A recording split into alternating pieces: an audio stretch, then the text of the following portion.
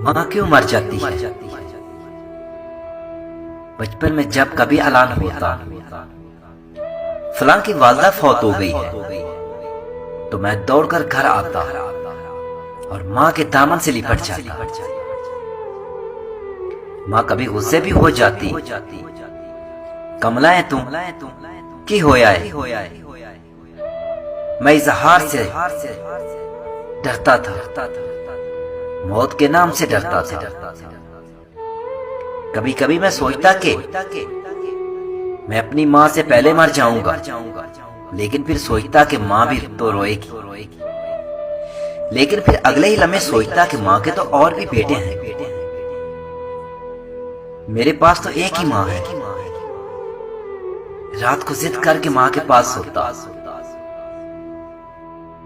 माँ दूसरी तरफ मुंह करके सोती तो मैं माँ के अपनी तरफ मुंह करने तक जागता रहता, और जैसे ही माँ मेरी तरफ मुंह करती तो माँ की सांसें मुझे तपते सहरा में बादे सबा के चौकों की तरह महसूस होती।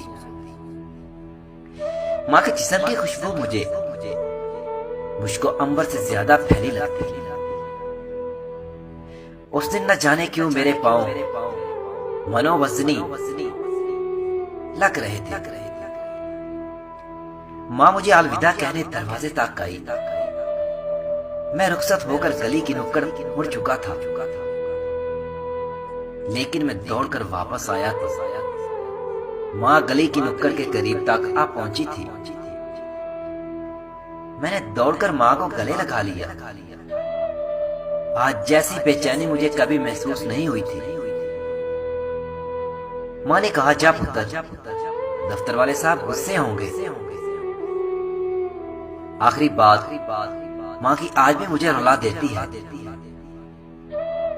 पुत्र, तेरी आवाज नहीं आती, और आज मैं सोचता हूँ माँ कहाँ हो, तुम्हारी आवाज क्यों नहीं आती। और लाइन कट गई। शाम को माँ चली गई, लाइन हमेशा के लिए कट गई, लेकिन दुआओं की लाइन तो कभी नहीं टूटी ना। माए मेरी भोली माए, अगर तकदीर इजाजत देती तेरे साथ उतर जाता मैं घूर के कब अंधेरों में। जिनकी माए हयात है अल्लाह इन्हें जिंदगी दे, और जिनकी माए वफात पा गई है अल्लाह इन्हें सब्र दे। आमीन।